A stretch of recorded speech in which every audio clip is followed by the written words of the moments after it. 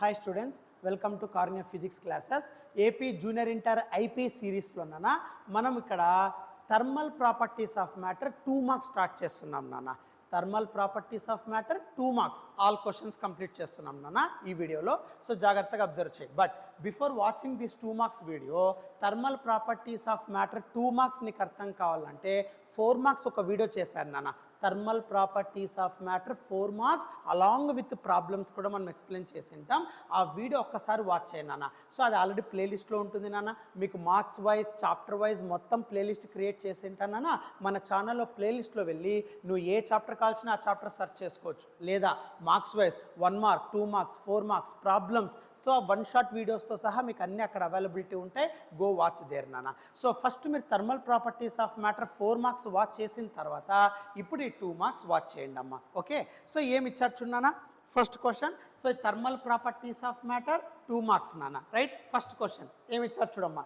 Distinguish between heat and temperature అన్నాడు. So హీట్కి టెంపరేచర్కి differences ఏంటి అన్నాడు. ఎవరైతే ఆ వీడియో వాచ్ చేసి ఉంటారో అక్కడ కాన్సెప్ట్ చెప్పేసి ఉంటానో వాళ్ళకి ఈజీగా అర్థమైపోతుంది అన్న. But once again I'm repeating that one. So heat versus టెంపరేచర్కి డిఫరెన్సెస్ ఏంటి, హీట్ అంటే ఏంటి, టెంపరేచర్ అంటే ఏంటి. ఎప్పుడైనా సరే గుర్తుపెట్టుకో, heat is a form of energy అంటాం. సో అక్కడ energy and work are always interrelated అంటాము. సో అక్కడ హీట్ ఏదైతే మెయింటైన్ అవుతుందో, ప్రొడ్యూస్ అవుతుందో అది ఓన్లీ ఎనర్జీ ఫామ్లో మాత్రమే అవైలబిలిటీ ఉంటుంది. బట్ ఆ వచ్చిండే థర్మల్ ఎనర్జీ ఏదైతే అక్కడ హీట్ ఎనర్జీ అంటున్నామో ఆ హీట్ ఎనర్జీ ఎంత ఉంది అని మెజర్ చేసేదే simply what to call it as and temperature అంటాం. సో టెంపరేచర్ అంటే ఎప్పుడు కూడా degree of hotness or coldness of a body అంటాం. సో ఒక బాడీని మీరు హీట్ చేస్తున్నారు, right sir, which is a form of energy.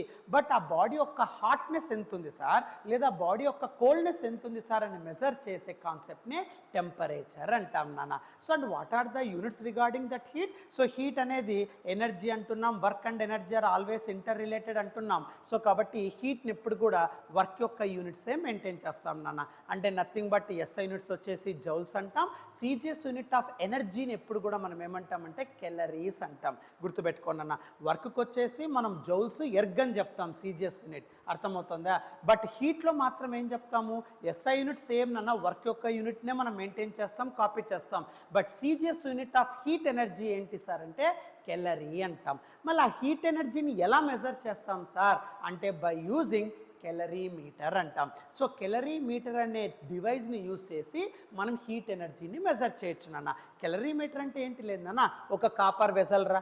ఆ కాపర్ వెజల్లో నువ్వు హాట్ వాటర్ వేసినా లేదా కోల్డ్ వాటర్ వేసినా అక్కడ అమౌంట్ ఆఫ్ హీట్ ఎనర్జీ ఎంత అనేది ఆ వెజల్ని బట్టి నువ్వు మెజర్ చేయొచ్చు. అలా కెలరీ మీటర్ అంటే కెలరీస్లో మాత్రమే హీట్ ఎనర్జీని మెజర్ చేస్తే ఆ హీట్ ఎనర్జీని మెజర్ చేసే ఇన్స్ట్రుమెంట్ని ఏమంటాం, కెలరీ మీటర్ అంటాం. సో కాబట్టి హీట్ అంటే ఎప్పుడైనా ఏం చెప్తాం, it is a form of energy అంటాం. So joules, calories are the units అంటాం. Calorimeter is used to measure the heat energy అంటాం. అదే టెంపరేచర్ విషయానికి వస్తే థర్మల్ ఎనర్జీని మెజర్ చేయడం అంటే ఒక బాడీలో ఉండే హాట్నెస్ కానీ కోల్డ్నెస్ కానీ ఎంత అని మెజర్ చేసేదాన్ని టెంపరేచర్ అంటాం. సో టెంపరేచర్ అంటే ఎప్పుడు కూడా డిగ్రీ ఆఫ్, డిగ్రీ అంటే మెజర్మెంట్ ఆఫ్ అని అర్థం. So measurement of hotness or coldness of a body, what to call it as and temperature. Temperature units you already know that నానా. Degree Celsius అంటాం CGS, SI unit వచ్చేసి kelvin అంటాం. అదే instrument ఏంటి sir అంటే టెంపరేచర్ని ఎలా మెజర్ చేస్తామంటే by using thermometer. So గట్టి ఓన్లీ 3 పాయింట్స్ 2 మార్క్స్ నాన్న. ఏంటేంటి, heat is a form of energy నాన్న, యూనిట్స్ వచ్చేసి కెలరీస్ అండ్ జౌల్స్ నాన్న. తర్వాత calorimeter is used to measure the heat energy. అదే టెంపరేచర్ విషయానికి వస్తే మెజర్ ఆఫ్ థర్మల్ ఎనర్జీ లేదా degree of hotness or coldness of a body. ఈ 2 పాయింట్స్లో ఏది రాసినా తప్పు లేదు నాన్న. Degree of hotness or coldness of a body లేదా మెజర్ ఆఫ్ థర్మల్ ఎనర్జీ రాసినా పర్లేదు నాన్న. సో తర్వాత యూనిట్స్ డిగ్రీ సెంటిగ్రేడ్, కెల్విన్. తర్వాత ఇన్స్ట్రుమెంట్ థర్మోమీటర్. ఈ 3 పాయింట్స్ రాస్తే 2 మార్క్స్ వస్తాయి. ఆన్సర్ ఏమి ఇచ్చాము చూడన్నా. So heat is a form of energy అంటాను, సింపుల్ నాన్న. తర్వాత temperature is a measure of thermal energy. Units వచ్చేసి కెలరీ అండ్ జౌల్, ఇక్కడ డిగ్రీ సెంటిగ్రేడ్ అండ్ కెల్విన్. తర్వాత కెలరీ మీటర్ ఈజ్ యూజ్డ్ నాన్న to measure the heat energy, thermometer is used to measure the temperature. Simple నాన్న. So ఇది రాస్తే చాలు నాన్న, you get complete 2 marks అమ్మ. రైట్, నెక్స్ట్ క్వశ్చన్ నాన్న. సో నెక్స్ట్ క్వశ్చన్ ఏమి ఇచ్చారు సార్ అంటే, సో జాగ్రత్తగా చూడండి. Next question, what are the lower and upper fixing points in Celsius and Fahrenheit scales అంటాం.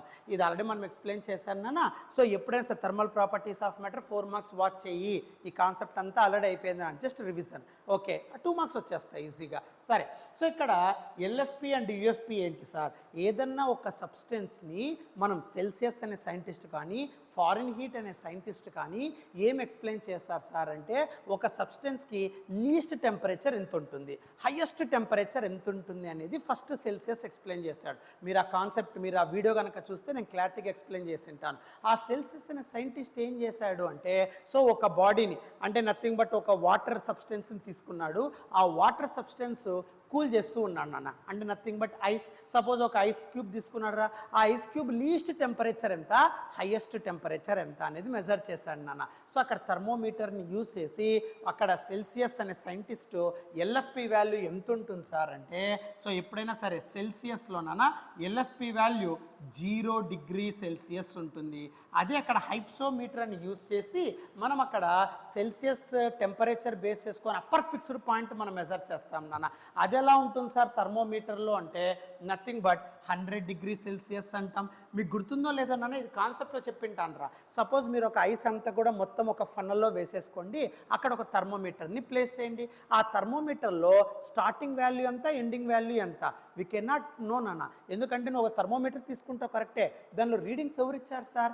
లీస్ట్ వాల్యూ 0 అని, హైయెస్ట్ వాల్యూ 100 అని. ఇవి ఎవరు చెప్పారు సార్ అంటే, ఈ సెల్సియస్ అనే సైంటిస్టు ఓన్లీ గ్రాడ్యుయేషన్స్ ఉండే, అంటే ఓన్లీ మెజర్మెంట్స్ మాత్రమే, ఓన్లీ ఇలా వాల్యూస్ గ్రాడ్యుయేషన్స్ అంటే ఇలా ఉండాలి నాన్న, ఇలా రీడింగ్స్ మాత్రమే ఉండే, ఇలా లైన్స్ మాత్రమే ఉండే ఒక థర్మోమీటర్ తీసుకున్నాడు నాన్న. ఈ థర్మోమీటర్ని ఆ ఫనల్లో ఉండే ఐస్ క్యూబ్స్లో ప్లేస్ చేసినాడు రా. ప్లేస్ చేసినప్పుడు మనకు ఆల్రెడీ తెలిసిన thermal equilibrium, heat always flows from high temperature to లో టెంపరేచర్. సో రూమ్ టెంపరేచర్ ఎక్కువగా ఉంటుంది when compared with ice cube, కాబట్టి రూమ్ టెంపరేచర్ నుండి హీట్ ఎనర్జీ ఐస్ క్యూబ్లోకి వెళ్తుంది నాన్న. సో అప్పుడు ఏమవుతుంది, ద టెంపరేచర్ గెట్ రైజ్డ్ అంటాం. సో కాబట్టి ఇక్కడ దాన్ని బట్టి అక్కడ ఫైనల్గా థర్మల్ ఈక్విలిబ్రియం ఏ పాయింట్ దగ్గర అయితే రీచ్ అవుతుందో, అంటే ఇక్కడ heat always flows from high temperature to లో temperature until they get same temperature. So నువ్వు ఎప్పుడైతే ఆ ఐస్ క్యూబ్స్లో, ఆ ఫనల్ కంటైన్డ్ ఐస్ క్యూబ్స్లో ఎప్పుడైతే నువ్వు థర్మోమీటర్ ప్లేస్ చేసావో, ఈక్విలిబ్రియం టెంపరేచర్ దగ్గర వాడు మార్క్ చేసి that is the lower fixed point, what to call it as అన్ 0 అని చెప్పేశాడు. ఎవరు? సెల్సియస్ అనే సైంటిస్ట్. అదే ఫారెన్ హీట్ అనే సైంటిస్ట్ ఏం చెప్పాడు సార్ అంటే, అదే ఫారెన్ హీట్ డిఫరెంట్ అట్మాస్ఫిరిక్ కండిషన్స్లో ఆ థర్మోమీటర్ ఏం చూపిస్తుంది సార్ అంటే, డిఫరెంట్ అట్మాస్ఫిరిక్ కండిషన్స్లో ఫారిన్ హీట్ అదే ఐస్ క్యూబ్స్ దగ్గర థర్మోమీటర్ ప్లేస్ చేసి lower fixed point, thermal equilibrium point ఏ టెంపరేచర్ దగ్గర వస్తుంది సార్ అంటే 32 డిగ్రీ ఫారిన్ హీట్ అని చెప్పాడు. సెల్సియస్ ఒక వాటర్ని తీసుకొని హైప్సోమీటర్లో మెజర్ చేశాడు, అక్కడ థర్మోమీటర్ ప్లేస్ చేశాడు, అక్కడ డెవలప్ అయ్యే అంటే హీట్ ఎనర్జీ నువ్వు సప్లై చేస్తున్నావు, ఆ water get converted into vapour. ఆ వేపర్ దగ్గర ఈ థర్మోమీటర్లో ఉండే మెర్క్యూరీ ఎంత high temperature, higher fixed point ఎంత చూపించింది సార్ సెల్సియస్ ప్రకారం అంటే 100. అదే డిఫరెంట్ అట్మాస్ఫిరిక్ కండిషన్స్ దగ్గర ఫారెన్ హీట్ చేసినప్పుడు ఈ అప్పర్ ఫిక్స్డ్ పాయింట్ ఎంత ఉంది సార్ అంటే 212 డిగ్రీ ఫారెన్ హీట్ అంటాం. కాబట్టి ఎప్పుడైనా సరే LFP and UFP for Celsius and Fahrenheit ఏంటి సార్ అంటే, థర్మోమీటర్ యొక్క స్టార్టింగ్ అండ్ ఎండింగ్ వాల్యూస్నే ఫిక్స్డ్ పాయింట్స్ అంటాం. సో ఐస్ దగ్గర చేసినప్పుడు 0 అని చెప్తాడు, డిఫరెంట్ అట్మాస్ఫిరిక్ కండిషన్స్లో ఫారెన్ హీట్ 32 అని చెప్తాడు. అదే నువ్వు ఒక వాటర్ని హీట్ చేసి వేపర్లోకి మార్చినప్పుడు థర్మోమీటర్లో అప్పర్ ఫిక్స్డ్ పాయింట్ ఎంత చూపిస్తుందంటే సెల్సియస్ 100 అని చెప్తాడు, ఫారెన్ హీట్ డిఫరెంట్ అట్మాస్ఫిరిక్ కండిషన్స్లో 212 అని చెప్తాడు నాన్న. ఇది మనం ఆల్రెడీ చెప్పాం, but once again I'm repeating it. So ఇది ఎల్ఎఫ్పి యుఎఫ్పి యొక్క కాన్సెప్ట్ నాన్న. ఓకే, సో అదే ఇక్కడ ఆన్సర్ ఏం రాశారు చూడమ్మా. On Celsius scale lower fixed point is 0, upper fixed point is 100. On Fahrenheit scale the lower fixed point is 32 and upper fixed point is 212 అంటాడు నాన్న. సో ఈ 2 క్వశ్చన్స్ టేక్ స్క్రీన్ షాట్ మా.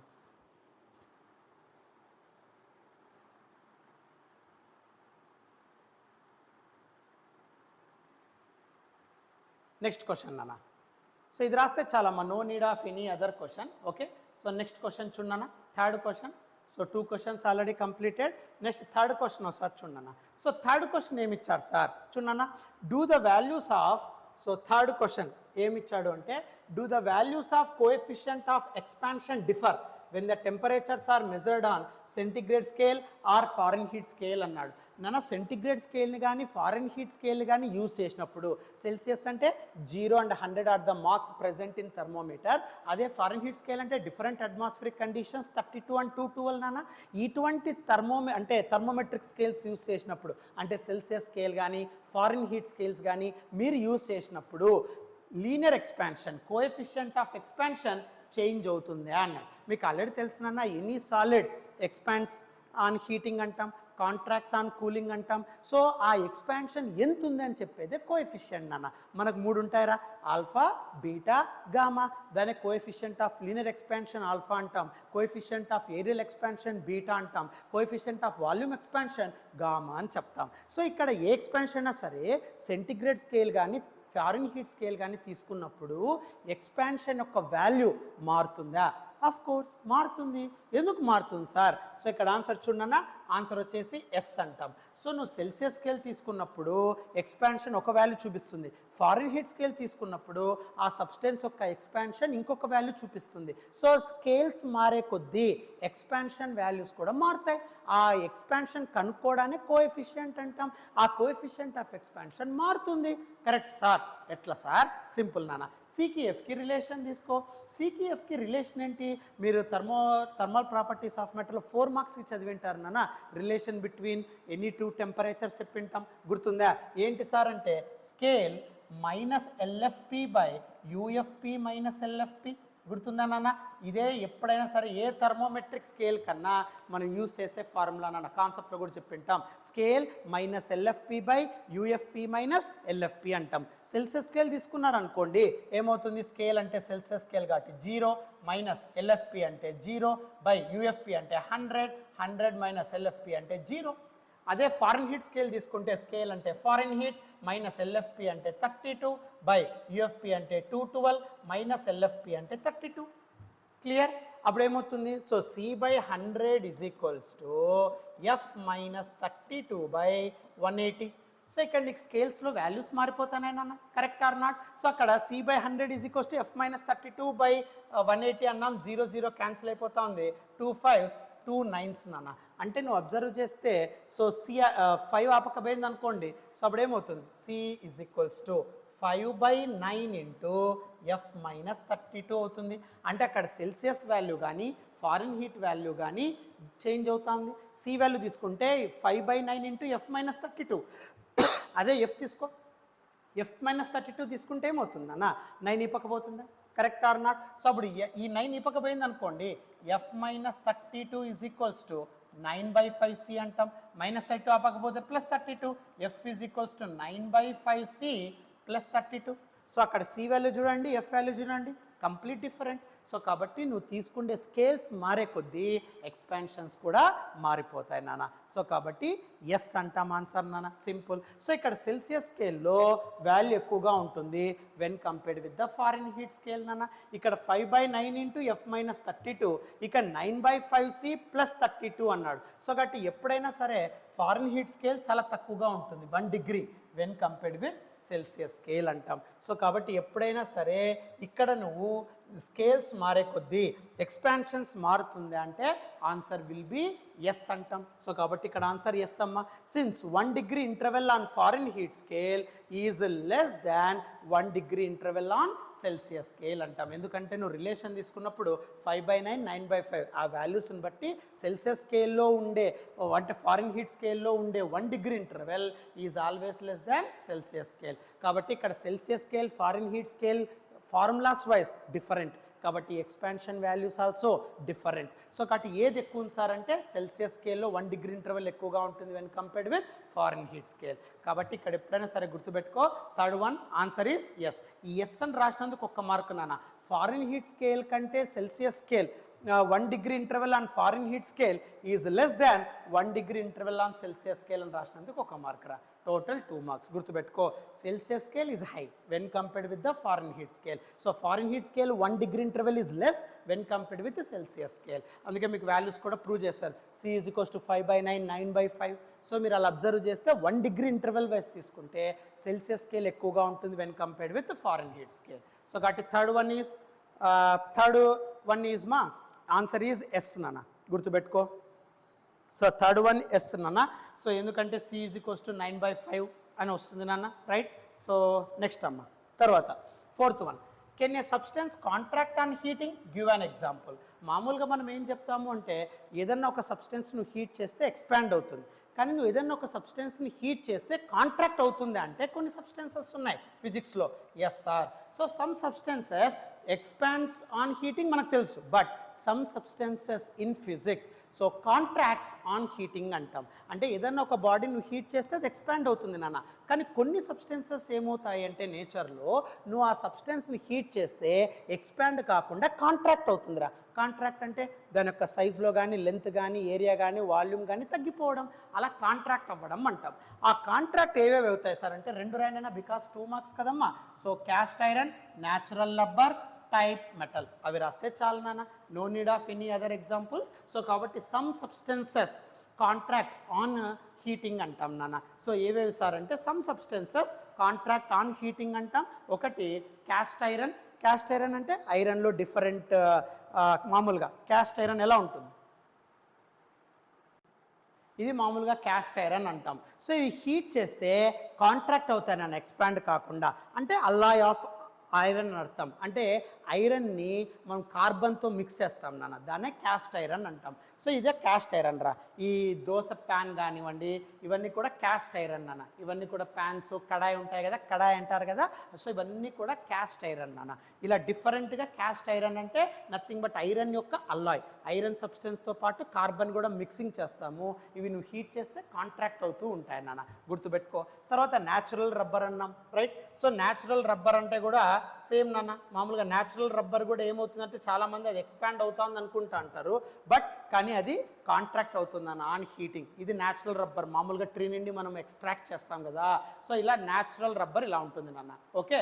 So అది extend అవుతూ ఉంటుంది నాన్న, అది నువ్వు హీట్ చేస్తే కాంట్రాక్ట్ అవుతుందంటారా, గుర్తుపెట్టుకో. సో కాబట్టి natural rubber is the best example for contract on heating అని అర్థం, గుర్తుపెట్టుకోనా. అలా టైప్ మెటల్ కానీ, రైట్, ఇవన్నీ కూడా examples substances contract on heating, ఓకేనా.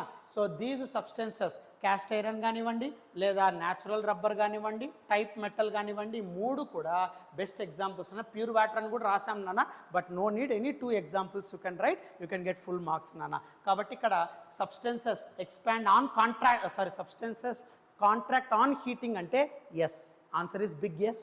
So cast iron, natural rubber లేదా type metal are the examples. So on heating the substances contract, not expansion, గుర్తుపెట్టుకో. Next question నాన్న. సో నెక్స్ట్ ఏమి ఇచ్చారు చూడమ్మా, why gaps are left between rails on a railway track. So మామూలుగా railway ట్రాక్లో rails అంటారు కదా, రైల్స్ అంటే పట్టాలు అని అర్థం. ఈ రైల్స్ మధ్య ఒక్కొక్క రైల్ మధ్య ఒక గ్యాప్ ఇస్తారు. ఇదొక రైల్ అనుకుంటే ఇంకొక రైల్ నాన్న.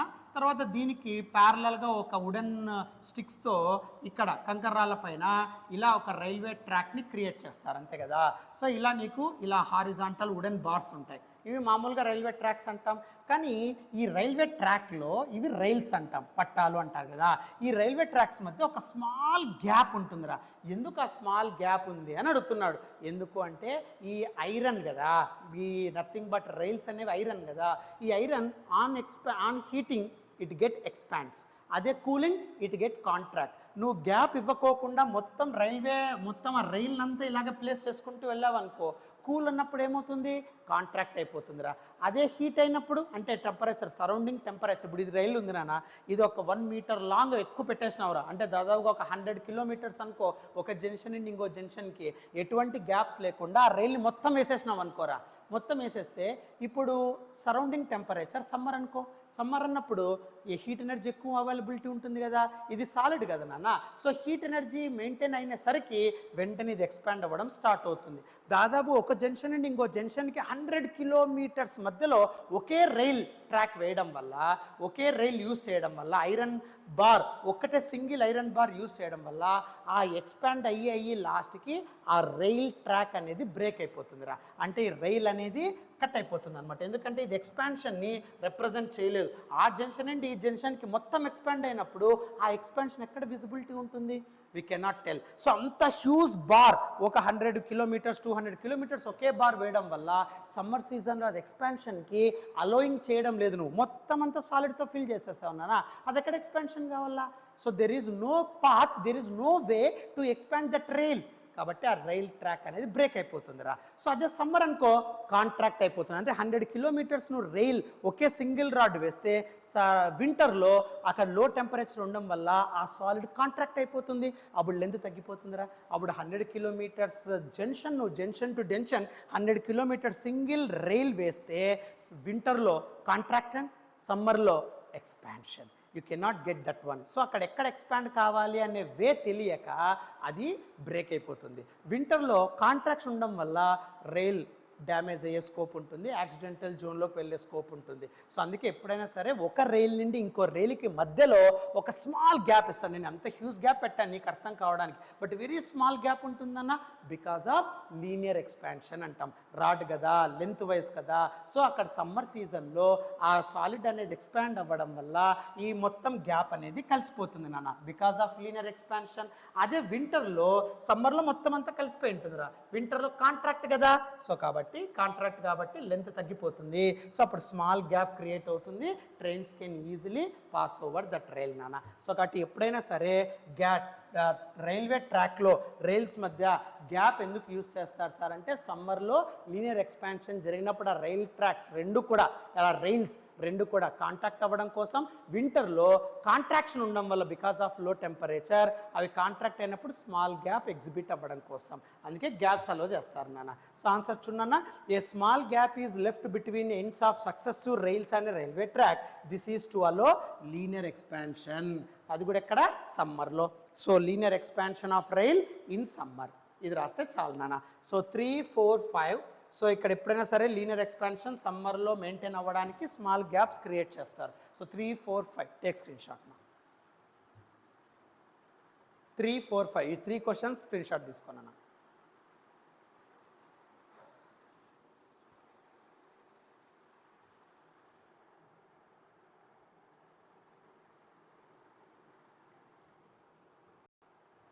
నెక్స్ట్ అమ్మా 6th వన్ చూడన్నాను ఒకసారి.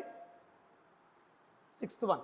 సో 6th వన్ ఏమి ఇచ్చాడుచున్నానా, what is latent heat of fusion అన్నాడు. ఇది ఆల్రెడీ మనం ఎక్స్ప్లెయిన్ చేస్తున్న థర్మల్ ప్రాపర్టీస్ ఆఫ్ మ్యాటర్లో, but once again I'm explaining here.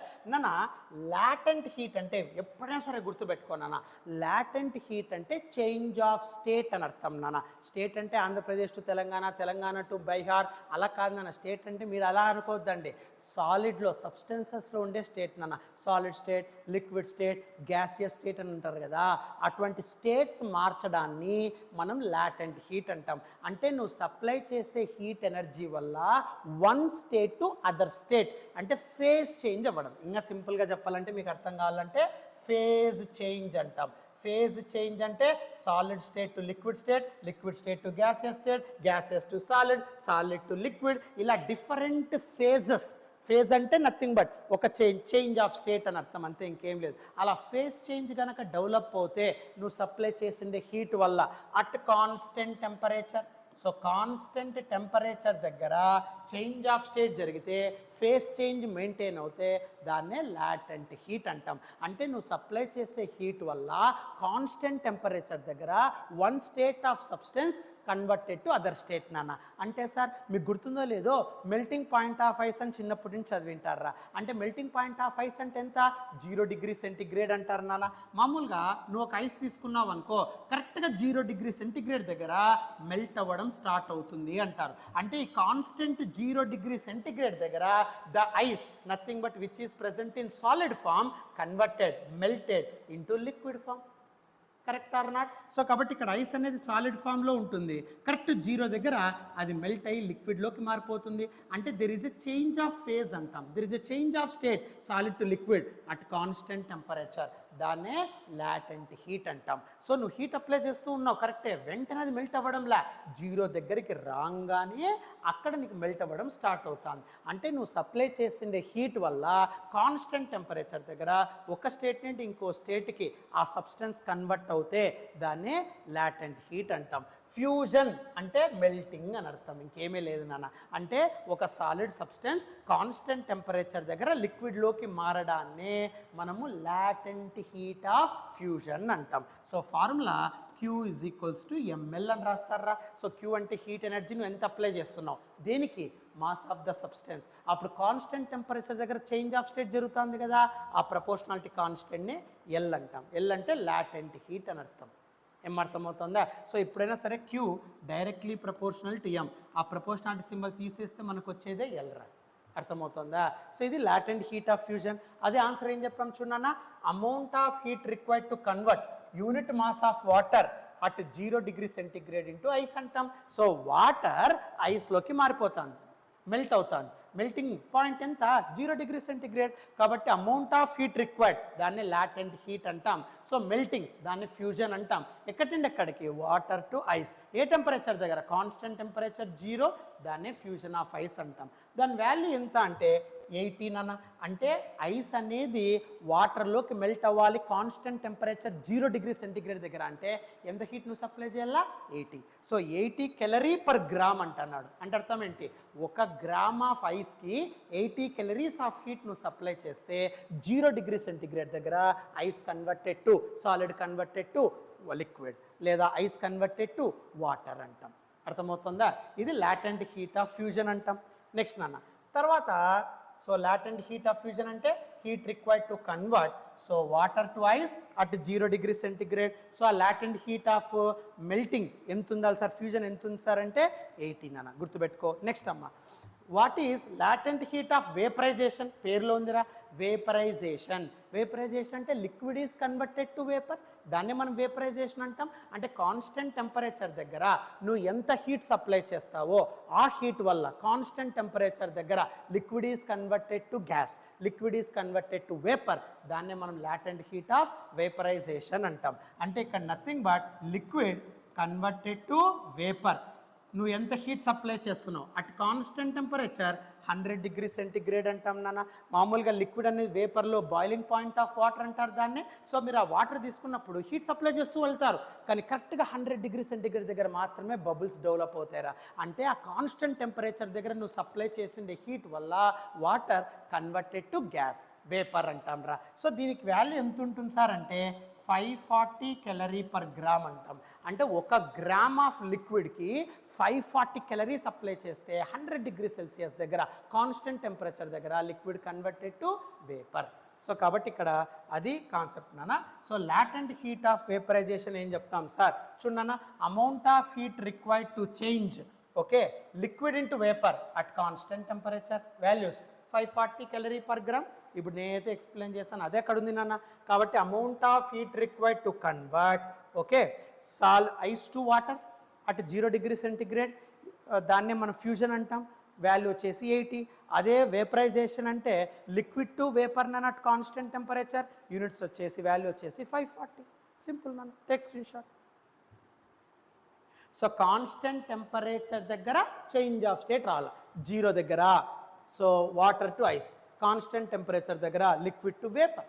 ఆ అమౌంట్ రిక్వైర్మెంట్ని లాటెంట్ హీట్ అంటాం. ఫ్యూజన్కి అయితే 80, వేపరైజేషన్ కంటే 540, గుర్తుపెట్టుకోమ్మా. Take screen shot.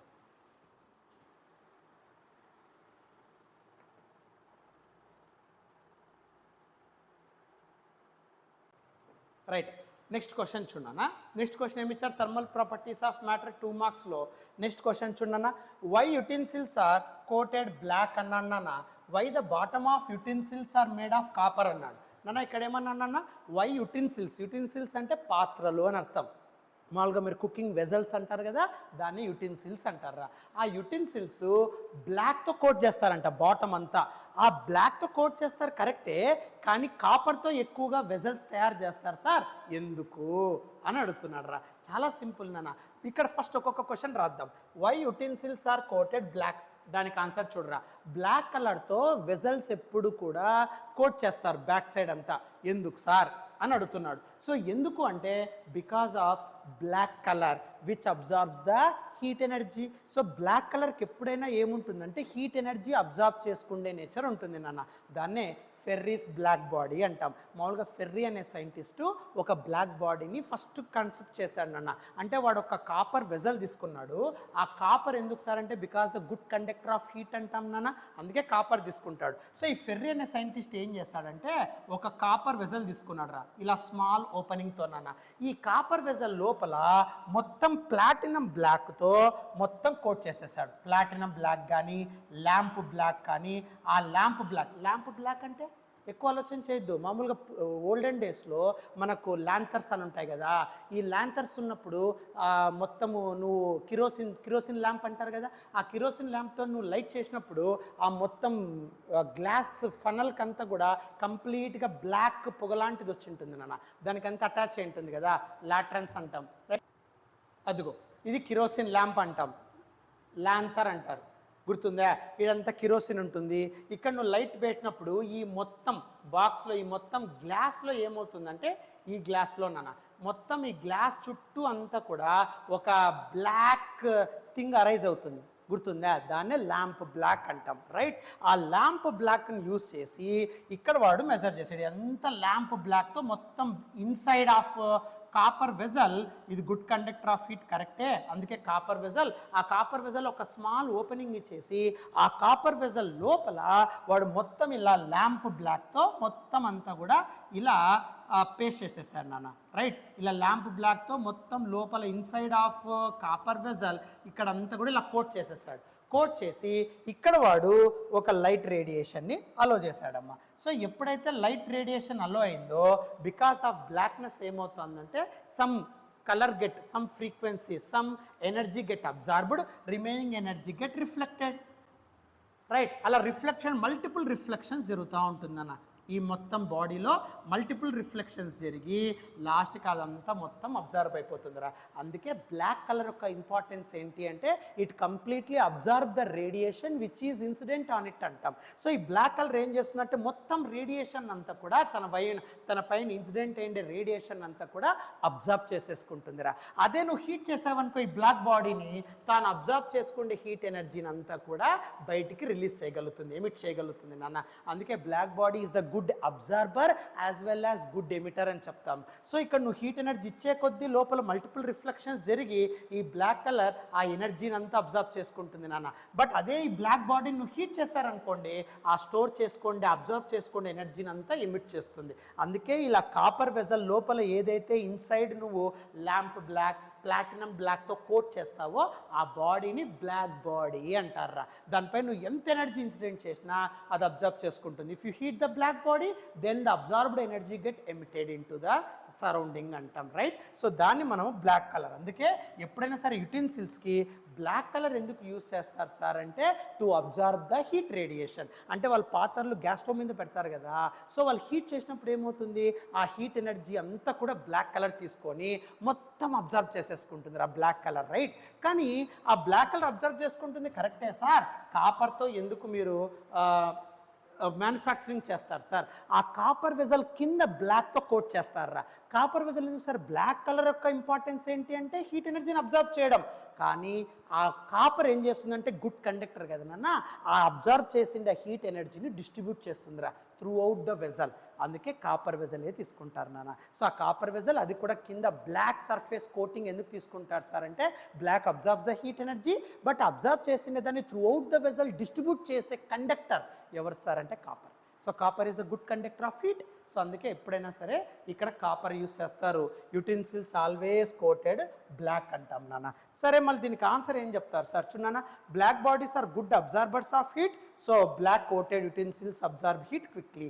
సో ఇక్కడ బ్లాక్ బాడీస్ అనేవి గుడ్ అబ్జార్బర్స్, సో ఆ బ్లాక్ బాడీ ఈజీగా హీట్ని రిసీవ్ చేసుకుంటుంది, బట్ డిస్ట్రిబ్యూట్ చేయాలి కదా. సో నెక్స్ట్ నాన్న, copper is the good conductor of heat, so copper bottom utensils absorb heat slowly, hence it promotes the distribution of heat over the bottom of vessel for uniform cooking. So కాబట్టి black colour హీట్ని receive చేసుకుంటుంది, ఆ receive చేసుకున్న heat ఎనర్జీని distribute చేయడానికి throughout the vessel you have to use copper substance right. అది రాస్తే చాలా. కాబట్టి దీనిలో important points, black bodies absorbs good absorbers, so black absorb the heat.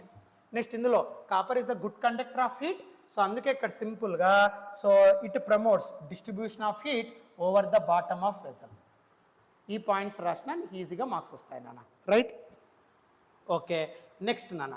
So next ఏం చెప్తాన్నాం సార్ అంటే స్టేట్ వెయిన్స్ డిస్ప్లేస్మెంట్ లా అంటాం. సో కాబట్టి ఇక్కడ ఈ క్వశ్చన్ నీకు అర్థమైంది అనుకుంటానన్నా.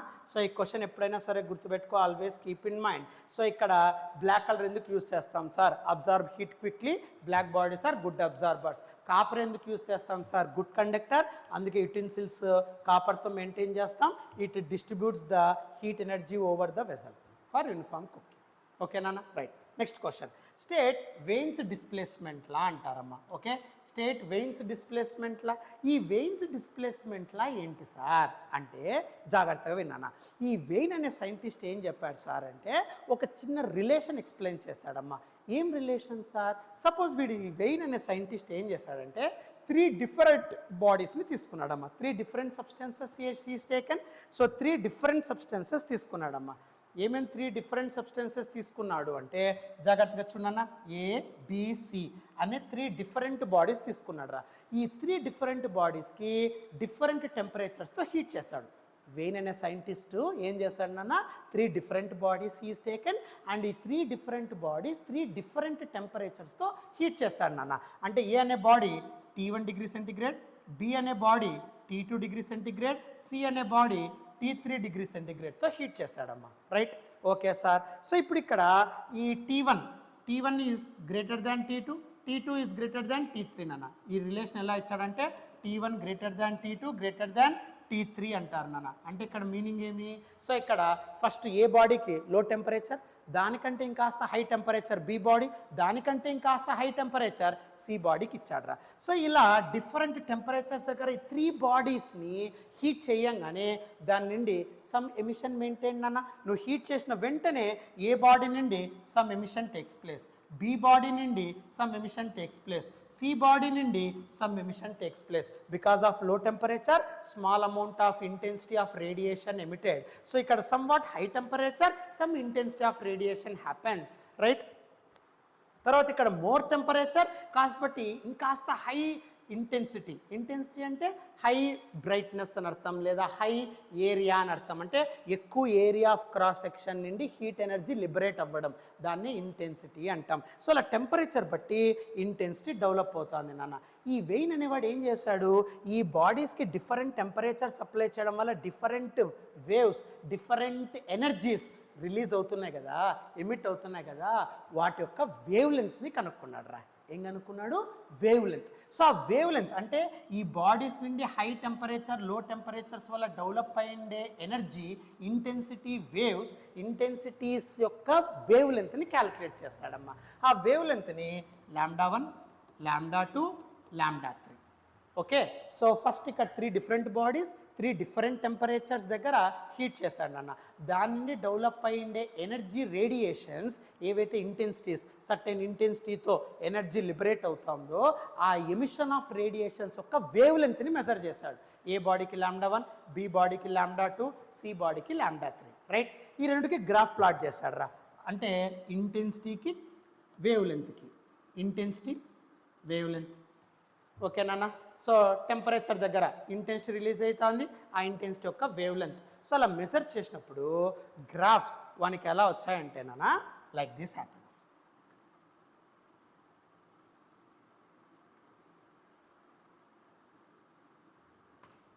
లైక్ దిస్ హ్యాపెన్స్ నాన్న. సో అంటే ఇక్కడ నువ్వు అబ్జర్వ్ చేస్తే ఒకవేళ నీకు ఇది కూడా అర్థం కాకపోతే లైక్ దిస్. ఓకే, ఇక్కడ ఒక కర్వ్ వస్తుంది ఒక బాడీకి, నెక్స్ట్ ఇక్కడ ఇంకొక కర్వ్ క్రియేట్ అవుతుంది, ఇక్కడ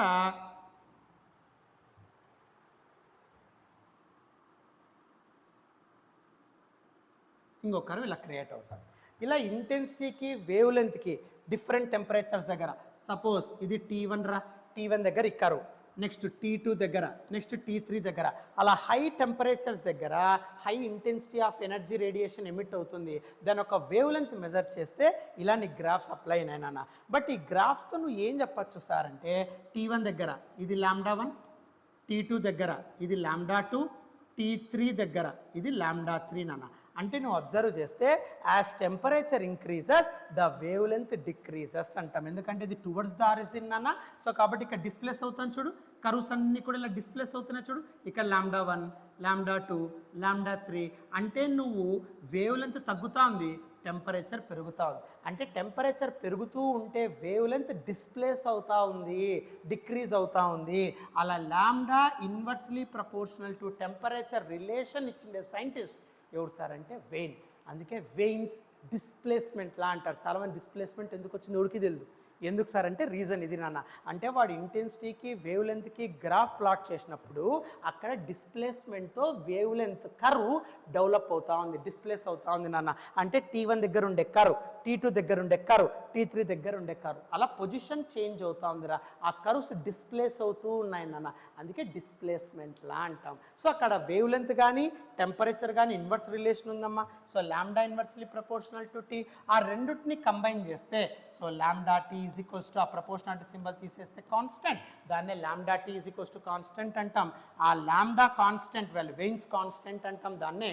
ఆ వెయిన్స్ కాన్స్టెంట్ ఫార్ములా వాల్యూ నాన్న it is fixed 2.9 × 10⁻³ milli kelvin. ఇది వెయిన్స్ డిస్ప్లేస్మెంట్ లా. ఓకేనన్నా, అందరికి అర్థమవుతుందా? ఇది వెయిన్స్ డిస్ప్లేస్మెంట్ లా అమ్మ. సో కాబట్టి వెయిన్స్ డిస్ప్లేస్మెంట్ లా ప్రకారము వేవ్ లెంత్కి టెంపరేచర్స్కి ఇంటెన్సిటీకి నువ్వు గ్రాఫ్ ప్లాట్ చేసినప్పుడు intensity versus wavelength where the wavelength curves get displaced as temperature increases wavelength decreases. So అందుకే ఇక్కడ ఇచ్చాడుచున్నా the wavelength for which energy is maximum is inversely proportional to absolute temperature. So lambda m ఎందుకంటే నేను peak వాల్యూసే తీసుకున్నాను కదా కర్వ్లో. So మీరు observe చేస్తే కర్వ్లో ఇలా పీక్ వాల్యూసే తీసుకున్నాను, దాన్నే లాంబ్డా మ్యాక్సిమం అంటాను, అంతే, ఇంకేం లేదు. ఈ కర్వ్ యొక్క మ్యాక్సిమం వాల్యూ, ఈ కర్వ్ యొక్క మ్యాక్సిమం వాల్యూ, ఈ కర్వ్ యొక్క పీక్ వాల్యూ, దాన్నే లాంబ్డా m. సో కాబట్టి ఇక్కడ the energy is maximum is inversely proportional to temperature. So దాన్నే simply what to call it as an okay right, దాన్నే మనం simply what to call it as an Wien's displacement law అంటామా, గుర్తుపెట్టుకో. ఓకేనా? So ఇక్కడ veins డిస్ప్లేస్మెంట్లో ఏమి ఇచ్చారు చూడన్నా, the wave length for which energy is maximum inversely proportional to temperature, lambda inversely proportional to T. ఆ ప్రపోర్షనాలిటీ సింబల్ తీసేస్తే constant, దాన్ని వెయిన్స్ కాన్స్టెంట్ అంటాం. Lambda T is equals to constant, veins constant 2.9 × 10⁻³ milli kelvin. ఈ రెండు questions నాన్న take screen shot. These two questions, take screenshot or pause the screen, you can write.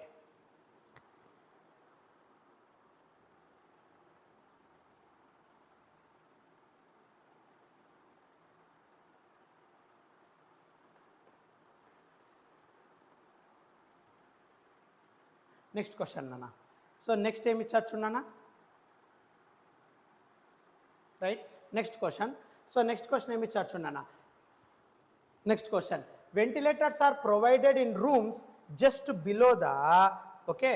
So ఇక్కడ next question ఏమి ఇచ్చారు చూడన్నా, ventilators are provided in rooms just below the roof, why sir అన్నాడు. నాన్న మామూలుగా రూమ్లో రూఫ్ కింద ఒక వెంటిలేటర్ ఇస్తాడు నాన్న, ఆ వెంటిలేటర్ ఎందుకు యూజ్ చేస్తున్నారు సార్ అని అడుగుతున్నాను నాన్న. నాన్న మామూలుగా రూఫ్ కింద రూమ్లో రూఫ్ కింద వెంటిలేటర్స్ ఇస్తాడు ఎందుకు? ఏదైనా ఇమేజెస్ చూడు ఒక్కసారి నువ్వు అబ్జర్వ్ చేస్తే, ఏదైనా ఒక రూమ్ తీసుకుంటే ఆ రూమ్లో ఓకే ఇక్కడ నువ్వు అబ్జర్వ్ చేస్తే నాన్న ఈ వెంటిలేటర్స్ రా, మీరు బాగా అబ్జర్వ్ చేస్తే, so this is your ventilators actually okay. మీరు బాగా అబ్జర్వ్ చేస్తానన్నా చూడన్నా, ఇది యాక్చువల్గా వెంటిలేటర్స్ రైట్, ఇలా ఉంటుంది వెంటిలేటర్ రూఫ్ కింద. తర్వాత ఇక్కడ చూడన్నా ఈ రూమ్ అనుకుంటే ఈ రూమ్లో ఇక్కడ వెంటిలేటర్స్ ఇచ్చింటాడు, టాప్లో రూఫ్ కింద ఓకే, రూఫ్ కింద అంతా కూడా ఇలా వెంటిలేటర్స్ ఉంటాయి.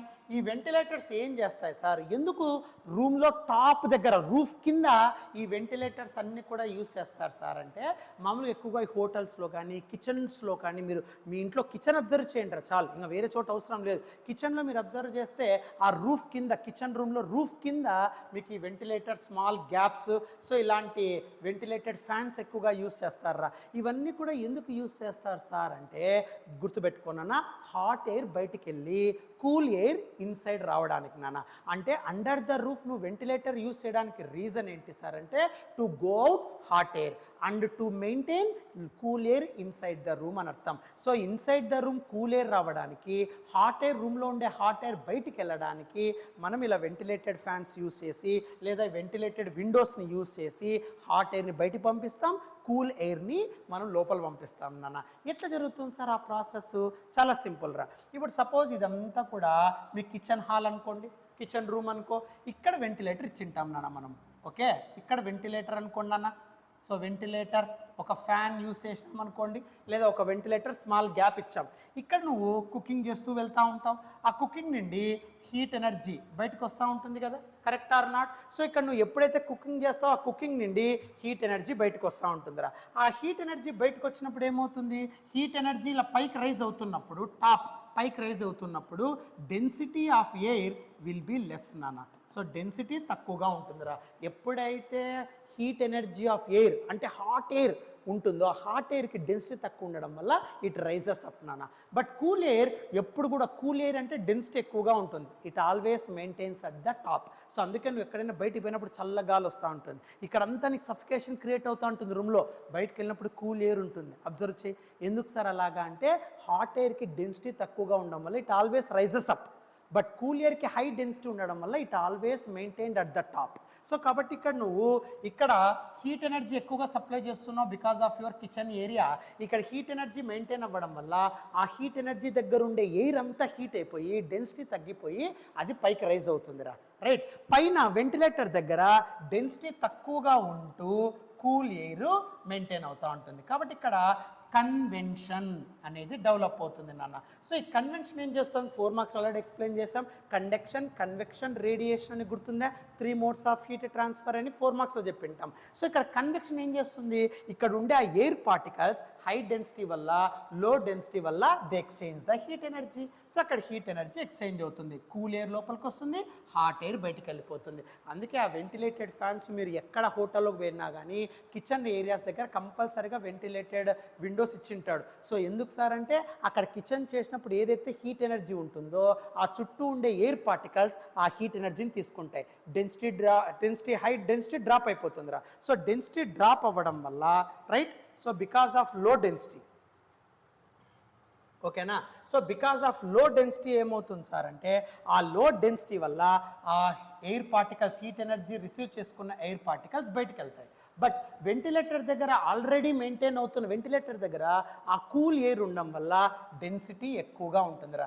ఆ కూల్ ఎయిర్కి హై డెన్సిటీ ఉండడం వల్ల సో ఇది కిందికి రావాలని ట్రై చేస్తుంది నాన్న. అలా కూల్ ఎయిర్ లోపలికి, హాట్ ఎయిర్ బయటికి వెళ్తూ ఉంటుంది. అందుకే వెంటిలేటర్స్ ఎప్పుడు కూడా ఏం చేస్తాం సార్, ఎందుకు యూస్ చేస్తాం సార్ అంటే హాట్ ఎయిర్ బయటికి పంపించడానికి, కూల్ ఎయిర్ ఇన్సైడ్ రావడానికి హెల్ప్ చేస్తాం నాన్న. Always keep in mind. అదే ఇక్కడ ఆన్సర్ నాన్న. ఏమి ఇచ్చొచ్చు నాన్న, hot air has less density, cool air has more density. అందుకే అది టాప్, ఇది bottom. Due to convection process particles can exchange the heat energy. So బయటికి లోపలికి ఎక్స్చేంజ్ అవుతాయి నాన్న. సో అందుకే ఇక్కడ ఇచ్చేట్టున్నామా, hot air has less density so it moves upwards due to convection. To escape this hot air out of the room the ventilators are provided. ఇది రాస్తే చాలరా, సింపుల్ నాన్న. సో కాబట్టి ఇక్కడ హాట్ ఎయిర్కి తక్కువ డెన్సిటీ ఉండడం వల్ల రైజ్ అప్వర్డ్ అవుతుంది బికాస్ ఆఫ్ కన్వెక్షన్. సో అందుకే ఆ హాట్ ఎయిర్ బయటికి ఎస్కేప్ అవ్వడానికి వెంటిలేటర్స్ యూస్ చేస్తారు. సింపుల్, అది రాస్తే చాలమ్మా. రైట్, నెక్స్ట్ అమ్మా, does the body radiate heat at 0 kelvin? Does it radiate heat at 0 degree Celsius అన్నాడు నాన్న. ఒక బాడీ నుండి హీట్ ఎనర్జీ ఎమిట్ అవుతుంది, ఆ రేడియేట్ అంటే బయటికి ఎమిట్ అవ్వడం నాన్న. 0 కెల్విన్ దగ్గర, 0 డిగ్రీ సెల్సియస్ దగ్గర బాడీ హీట్ ఎనర్జీని రేడియేట్ చేస్తుందా నాన్న? 0 కెల్విన్ అంటే -273 degree Celsius, correct or not? 1 మార్క్లో చెప్పింటాం. సో కెల్విన్కి డిగ్రీ సెంటిగ్రేడ్కి రిలేషన్ రా. So 0 kelvin -273 degree centigrade. -273 అన్నప్పుడు హీట్ ఎలా రేడియేట్ చేస్తుంది నాన్న? హీట్ అసలు బయటకు వస్తుందా లో టెంపరేచర్ దగ్గర? నో. కాబట్టి ఆన్సర్ విల్ బి నో నాన్న. 0 degree centigrade, yes it will be melt and room temperature is maintain. కాబట్టి హీట్ రేడియేట్ అవచ్చురా. సో కాబట్టి 0 కెల్విన్ దగ్గర రేడియేట్ కాదు, 0 డిగ్రీ సెంటిగ్రేడ్ దగ్గర రేడియేట్ అయ్యే స్కోప్ ఉందమ్మా. సింపుల్. నెక్స్ట్ ఏమి ఇచ్చారు చూడన్నా. Next state the different modes of transmission of heat అన్నాడు. Which of these modes require medium? These are. So ఇక్కడ 3 డిఫరెంట్ మోడ్స్ ఆఫ్ హీట్ అన్నాడు. మీకు ఆల్రెడీ తెలుసు 4 మార్క్స్లో 3 different heat exchanges, conduction, convection, radiation. So ఇక్కడ సో మీడియం రిక్వైర్మెంట్ లేనిది ఏమి అన్నాడు. So which of these modes require medium అన్నాడు. నన్ను అక్కడ 3 డిఫరెంట్ మోడ్స్ రా, conduction, convection, radiation. Which of these modes require medium? రేడియేషన్కి నో మీడియం అటాల్, ఎటువంటి మీడియం లేకపోయినా హీట్ ఎక్స్చేంజ్ జరుగుతుంది నాన్న. Sun to earth heat exchange జరుగుతుంది without any medium. But conduction, convection కంపల్సరీగా మీడియం రిక్వైర్మెంట్ ఉండాలి. కాబట్టి answer conduction and convection are required material medium. Simple. So radiation no medium required, but conduction and convection required medium. So ఇది రాస్తే చాలు నాన్న. So ఈ 3 questions take screen shot మా. ఈ 3 questions take screen shot.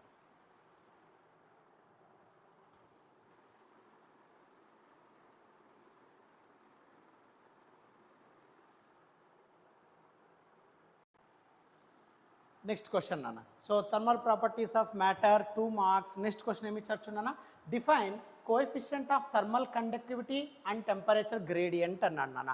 Gradient అంటే ఎప్పుడు కూడా 1/డిస్టెన్స్ అని అర్థం, గుర్తుపెట్టుకో. సరే, టెంపరేచర్ బై డిస్టెన్స్, దాన్ని టెంపరేచర్ గ్రేడియంట్ అంటాం. సరే, ఫస్ట్ ఇక్కడ కోఎఫిషియంట్ ఆఫ్ థర్మల్ కండక్టివిటీ అన్నాడు. ఏంటి సార్?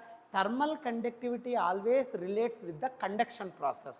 కండక్షన్ ప్రాసెస్ అంటే అక్కడ పార్టికల్స్ డిస్ప్లేస్ కాకుండా వైబ్రేషన్తో మాత్రమే హీట్ ఎనర్జీని ట్రాన్స్పోర్ట్ చేస్తే దాన్ని కండక్షన్ అంటాం. I already explain in 4 marks thermal properties of matter. Last 4 marks question చూడన్న, ట్రిపుల్ పాయింట్ కంటే ముందు కండక్షన్ కన్వెక్షన్ ఎక్స్ప్లెయిన్ చేసి ఉంటాను. మీ దగ్గర ఒక సాలిడ్ ఉందనుకున్నాను. So let us consider this is your solid material. Here ఒక సాలిడ్ మెటీరియల్ ఉందిరా. ఓకే, ఇప్పుడు ఈ సాలిడ్ మెటీరియల్లో నువ్వు ఇక్కడంతా ఒక ఎండ్ రూమ్ టెంపరేచర్ ఉందిరా T1 డిగ్రీ సెంటిగ్రేడ్, ఇంకో ఎండ్ T2 డిగ్రీ సెంటిగ్రేడ్ ఉందిరా.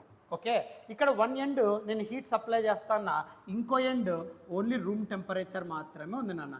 So T2 is your room temperature and T1 is your high heat energy. ఇక్కడ నువ్వు హీట్ సప్లై చేస్తూ ఉన్నావు నాన్న, రైట్? సో నువ్వు సోర్స్తో హీట్ సప్లై చేస్తూ ఉన్నావు. సో ఇది సాలిడ్ కదా. సో సాలిడ్ అనేది మీడియం రిక్వైర్మెంట్. ఇందులో ఉండే పార్టికల్స్ ఏం చేస్తాయి సార్ అంటే, పార్టికల్స్ వైబ్రేట్ అవుతూ హీట్ ఎనర్జీని ట్రాన్స్పోర్ట్ చేస్తాయి నాన్న. సో ఎప్పుడైతే నువ్వు హీట్ సప్లై చేస్తావో ఈ సాలిడ్లో ఉండే నియర్ బై పార్టికల్ ఆ ఎనర్జీని రిసీవ్ చేసుకొని ఇటు వైబ్రేట్, ఇది వైబ్రేట్ అయ్యి నెక్స్ట్ పార్టికల్తో కొలైడ్ అవుతుంది. అలా కొలైడ్ అవ్వడం వల్ల some amount of heat energy get transfer to neighbouring particle. So neighbouring particle takes that energy, once again it can vibrate. So ఇలా వైబ్రేట్ అవుతున్నప్పుడు నెక్స్ట్ పార్టికల్కి కొలైడ్ అవ్వడం వల్ల ఆ కొలిజన్ వల్ల సమ్ ఎనర్జీ గెట్ ట్రాన్స్పోర్టెడ్. ఇలా energy transport అయ్యి అది expand అవుతుందిరా. ఇది మామూలుగా కండక్షన్ ప్రాసెస్లో మనం ఎక్స్ప్లెయిన్ చేస్తాం.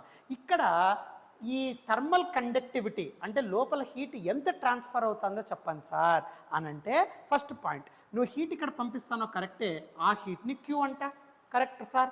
ఎస్. ఇప్పుడు ఆ హీట్ని పంపిస్తున్నావు, ఆ హీట్ అనేది దేని మీద డిపెండ్ అవుతుంది? First area. Correct or not? నువ్వు ఏర్ ఎక్కువ పెంచావనుకో, large amount of heat entered in to that solid material, so that more amount of heat energy get exchanged between the particles నాన్న. సరే, ఎక్స్పాన్షన్ కూడా ఎక్కువగా ఉంటుందిరా. కాబట్టి ఇక్కడ థర్మల్ కండక్టివిటీ అంటే సాలిడ్లో అమౌంట్ ఆఫ్ హీట్ ఎంత వెళ్తుంది అంటే, ఫస్ట్ డిసైడింగ్ ఫ్యాక్టర్ ఏంటి? ఏరియా. నువ్వు ఎంత ఏరియాతో సాలిడ్ మెటీరియల్ తీసుకున్నావు. సో తక్కువ ఏరియా తీసుకున్నావా, small amount of heat energy entered in to that solid. Large area తీసుకున్నావా, huge amount of energy entered in to that solid. కాబట్టి Q directly proportional to area. Next, ఎక్కువసేపు heat చేసావనుకో, the material get heated more amount of heat energy get transferred. కాబట్టి directly proportional to time. Temperature increase చేశారనుకో, T1 minus T2, right? As temperature increases, more amount of heat energy get propagated through that solid nana. So కాబట్టి నువ్వు area పెంచినా, ఎక్కువసేపు heat చేసినా, ఎక్కువ temperature apply చేసినా, ఈ పార్టికల్స్ ఎక్కువ ఎనర్జీని రిసీవ్ చేసుకొని ఈజీగా పక్క పార్టికల్కి ట్రాన్స్ఫర్ చేస్తూ వెళ్తూ ఉంటాయి నాన్న ఎనర్జీ అనేది. సో కాబట్టి ఇక్కడ Q, that is heat energy, always directly proportional to area, directly proportional to time, directly proportional to temperature, but inversely proportional to distance అంటారు నాన్న. So inversely proportional to distance అంటే లెంత్ ఎప్పుడైతే ఎక్కువగా ఉందో heat energy transportation, heat energy propagation will be less అంటాం. అంటే అక్కడ ఒక పార్టికల్ నుండి ఇంకో పార్టికల్కి ట్రాన్స్ఫర్ అవుతూ ఉంటుంది కదా హీటు వైబ్రేషన్ వల్ల. ఎక్కువ డిస్టెన్స్ ఉంటే అక్కడ తక్కువ హీట్ ట్రాన్స్పోర్ట్ అవుతుందన్న. ఎందుకంటే ఆ పార్టికల్స్ ట్రాన్స్ఫర్ అవుతూ ఉంటే కరెక్టే, బట్ నువ్వు లెంత్ పెరిగే కొద్దీ the efficiency of vibration of particle to transfer the heat energy will be less అవుతుంది నాన్న. సో ఎప్పుడైతే నువ్వు ఎక్కువ, ఇప్పుడు సపోజ్ సింపుల్ ఎగ్జాంపుల్, నువ్వు ఒక 2 ఇడ్లీలు తిన్నావురా, ఒక 10 సెకండ్స్ పరిగెత్తు అంటే నువ్వు హ్యాపీగా పరిగెడతావు.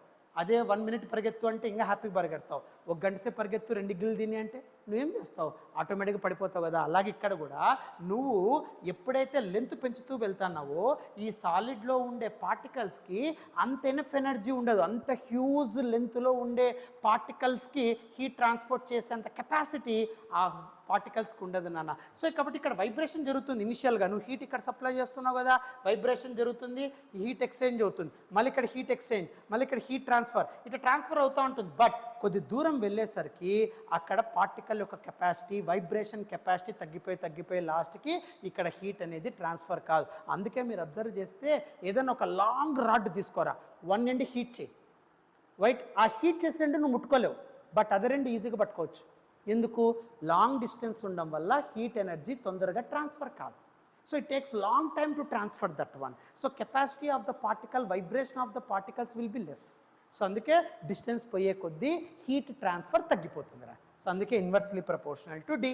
ఇవన్నీ కలిపేసాయి, అప్పుడు ఏమవుతుంది, సో అప్పుడు కలిపేస్తే క్యూ ప్రపోర్షనల్ టు ఏటీ. ఓకే, ఇక్కడ T1 మైనస్ T2 నాన్న, దాని టెంపరేచర్ డిఫరెన్స్ డెల్టా టీ అంట బై డి అని కలిపేస్తాను. ఇవన్నీ కలిపేస్తాను. So T1 minus T2 delta T అని రాశాను. సో స్మాల్ టీ అంటే టైం, క్యాపిటల్ టీ అంటే temperature. So AT delta T whole divided by D. So ఈ ప్రపోర్షనాలిటీ సింబల్ తీసేస్తే you get one constant. So Q is equals to K into AT delta T by D. So ఇక్కడ కేని ఏమంటామంటే coefficient of thermal conductivity అంటారా. Simple. K by D తీయాలి అంటే nothing but what you have to do. So ఇవన్నీ terms అన్ని పక్క పంపించేసాయి అంటే అప్పుడు K is equals to QD by ఏటీ డెల్టా టీ. సో ఇది కోఎఫిషియంట్ ఆఫ్ థర్మల్ కండక్టివిటీ ఫార్ములారా. దీన్ని గుర్తుపెట్టుకుంటే డెఫినేషన్ ఈజీగా వచ్చేస్తుంది. చూడు, సో థర్మల్ కండక్టివిటీ ఫార్ములా ఏముందిరా, క్యూ అంటే హీట్, డి అంటే డిస్టెన్స్, ఏ అంటే ఏరియా, టీ అంటే టైం, డెల్టా టీ అంటే టెంపరేచర్. క్లియర్. సో దీన్ని బట్టి ఏం చెప్పచ్చు, కోఎఫిషియంట్ ఆఫ్ థర్మల్ కండక్టివిటీ ఏం చెప్పచ్చు సార్ అంటే నాన్న క్యూ న్యూమరేటర్లో ఉంది కదరా, హీట్ ఫ్లోయింగ్. ఏం అర్థమవుతుందా, heat flowing per second, per unit area, per unit temperature. ఏమర్థమవుతుంది కాల్చిన చూడు. So the quantity of heat flowing normally అంటే 90 degreesలో per second, per unit area, per unit temperature gradient అన్నాడు. టెంపరేచర్ గ్రేడియంట్ అంటే మీకు ఆల్రెడీ చెప్పాను, temperature by distance.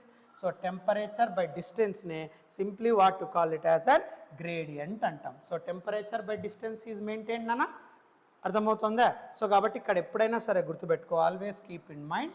So temperature gradient. So అదే ఇక్కడ ఫార్ములా గుర్తుపెట్టుకుంటే ఈజీగా వచ్చేస్తుంది. So coefficient of thermal conductivity అని చెప్తాం, heat flowing normally per unit area, per unit time through that area అంటే nothing but per unit area, per unit time, per unit temperature difference. Per అంటే by అని అర్థం. So కాబట్టి heat flowing per second through area per unit temperature gradient is called coefficient of thermal conductivity అంటాం. So అదే ఇక్కడ formula నాన్న.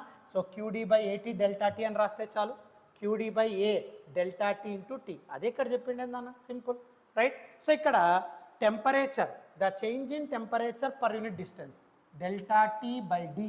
So temperature difference per unit distance, దాన్నే మనం ఏమంటాం temperature gradient. Simple. So first ఈ స్క్రీన్ షాట్ తీసుకున్నా, ఇదంతా రబ్ చేస్తాను, నీకు ఆన్సర్ తెలుస్తుంది. ఈ ఫామ్లో రాస్తే చాలు నాన్న, ఇది కూడా నో నీడ్, డైరెక్ట్గా ఇది రాస్తే చాలు. ఓకే, ఇది రాస్తే చాలమ్మా. Take screen shot.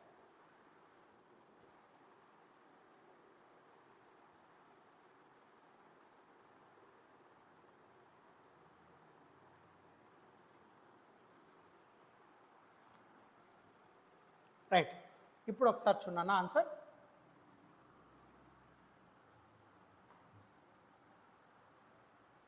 రైట్, ఇప్పుడు ది స్క్రీన్ షాట్ తీసుకో, క్లారిటీ వచ్చేస్తుంది. నాన్న temperature change delta T by distance, దాన్ని టెంపరేచర్ గ్రేడియంట్ అంటాం. సో ఫార్ములా గుర్తుపెట్టుకుంటే ఈజీగా వచ్చేస్తుంది. సో ఫార్ములా ఒకే ఒక formula, K is equals to QD by ఏటీ డెల్టా టీ, అంతే. So heat flowing per unit per second, per unit area, per unit temperature gradient రాస్తే చాలు. సో దాన్ని ఇక్కడ the quantity of heat flowing normally per second through the area, per అని continue అవుతుందని అర్థం. ఇక్కడ పర్ రాశాడంటే ఇవన్నీ డినామినేటర్ అని అర్థం. So per second through that unit area of substance per unit temperature gradient is called coefficient of thermal conductivity. Formula రాసేస్తాం. Temperature gradient అంటే change in temperature per unit distance in the flow of heat, దాని temperature gradient. Simple. Take screen shot or pause the screen, you can write it. ఇది రాస్తే చాలు నా 2 marks.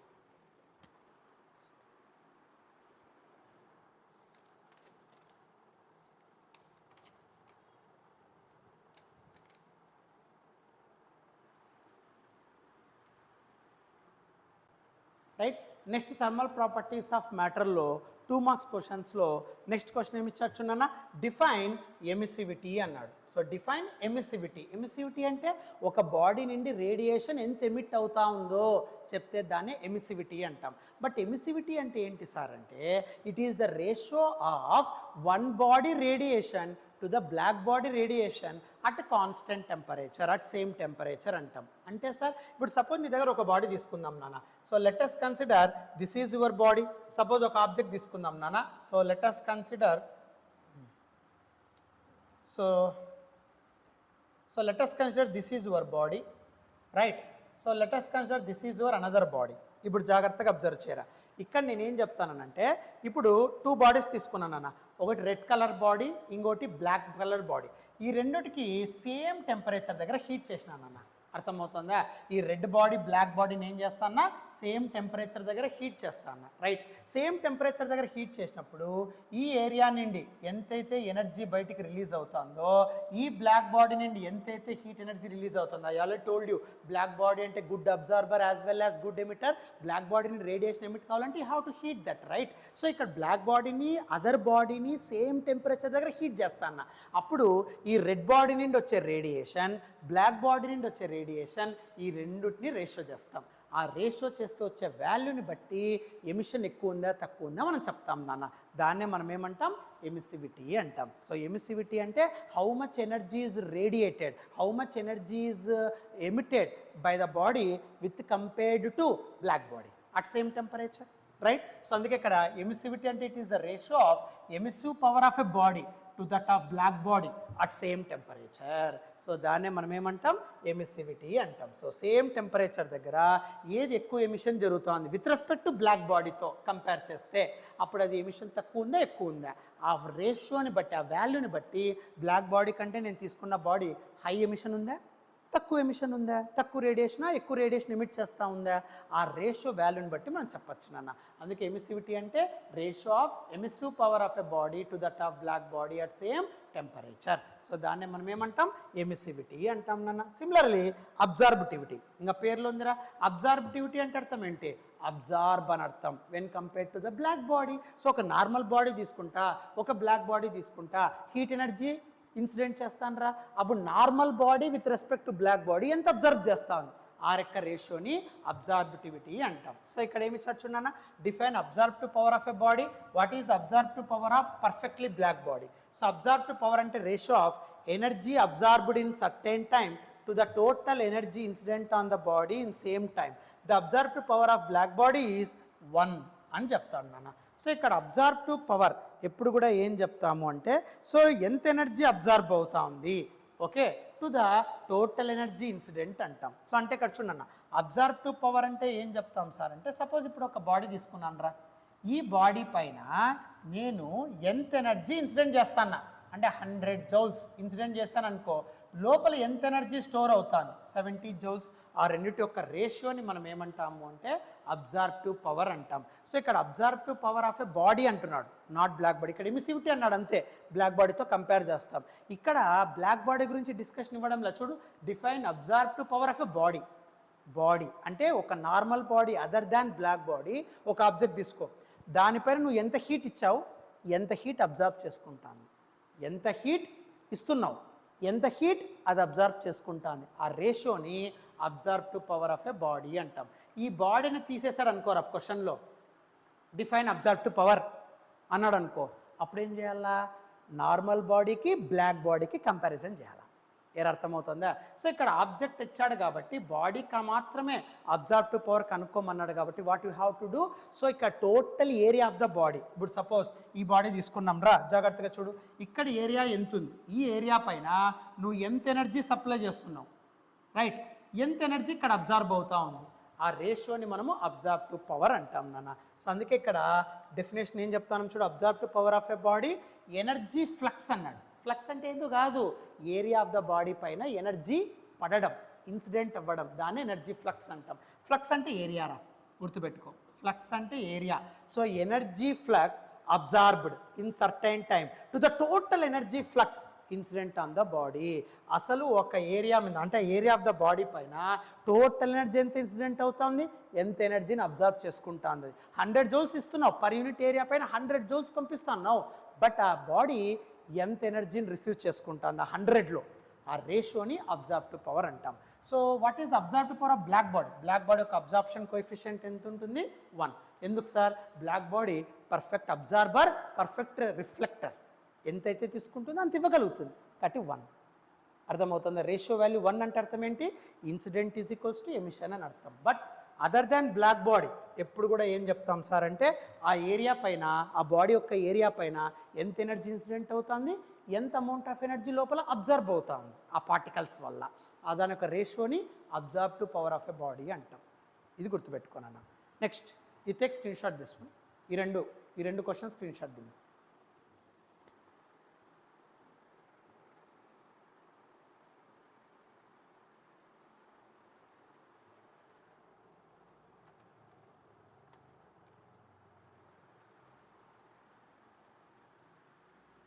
నెక్స్ట్ question,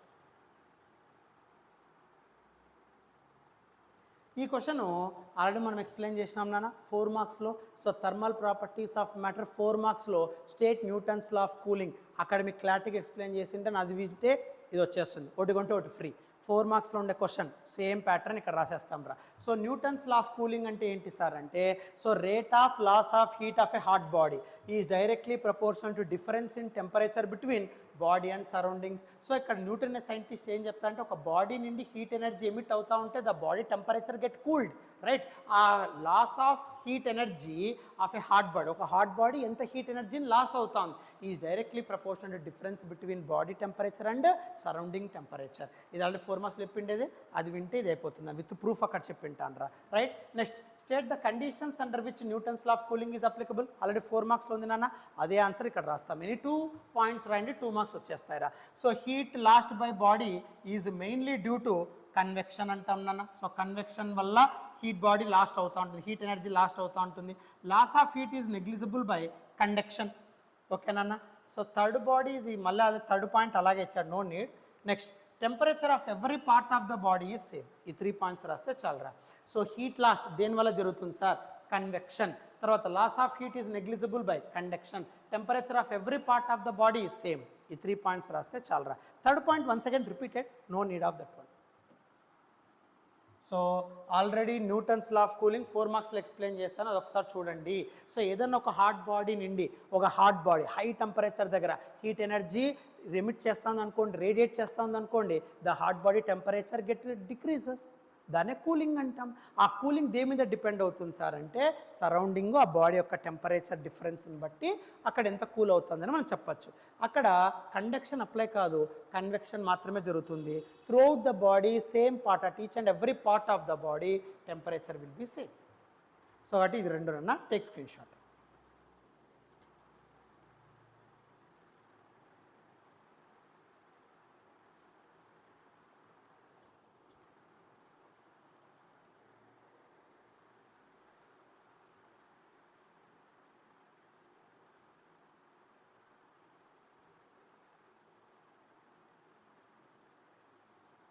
next last question in thermal properties of matter 2 marks. So last question ఏమి ఇచ్చారు చూడమ్మా.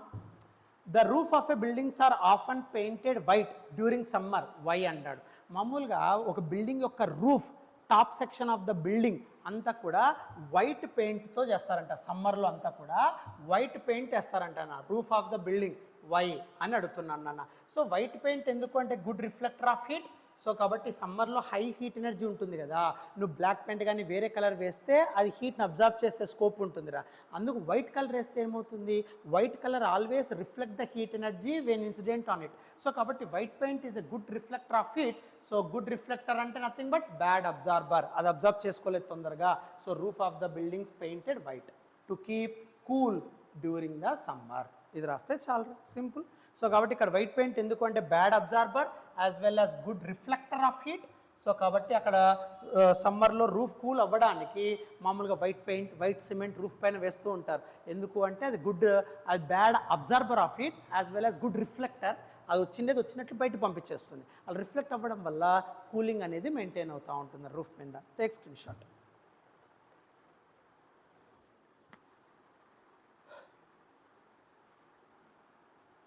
ఇది మీ total thermal properties of matter 2 marks already completed, 4 marks already completed. Problems also there, ప్లేలిస్ట్లో ప్రాబ్లమ్స్లో చూడు, దాని ప్రాబ్లమ్స్ కూడా చాప్టర్ చేసి ఉంటానన్న, దీని మీద ఉండే ప్రాబ్లమ్స్ కూడా చేసేసాను నాన్న, right. So watch them and maintain good marks. Okay, so important questions కూడా చెప్పింటాను 85/85. Let's talk about important questions అని కూడా వీడియోస్ చేసింటాను. దాని కింద డిస్క్రిప్షన్ బాక్స్లో మీకు మొత్తం ఇంపార్టెంట్ క్వశ్చన్స్ లిస్ట్ అంతా చెప్పింటాను. సో అవి చదువుకోండి, వాచ్ చేయండి, learn and practice, right. Thank you.